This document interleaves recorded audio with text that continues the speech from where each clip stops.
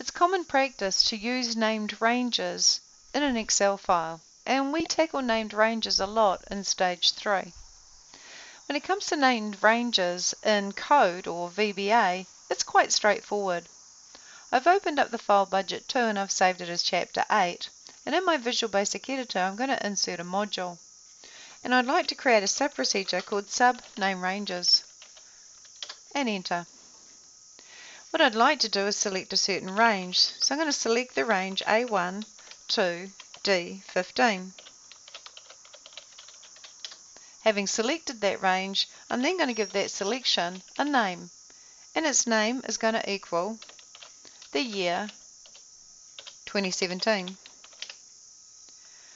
I'm then going to select that range. Actually, no, I'll select another range. So now I'm going to take a copy of this statement, paste it, and this time I want to select the range D7 to E13. And I want to name that selection. So I'll copy this. You can just drag with the Control key down to copy drag, and I'll call this an other year. Having created two name ranges, what I now want to do is I want to select one of the ranges by its name. If you want to select a range by its name, then just put in double quotes the name of that range. So I want to select this range. And if you want to delete a named range, then just simply use the statement names full stop item, and it's the year 2017 that I want to delete. Oops, and this is complaining that I put a single instead of a double quote.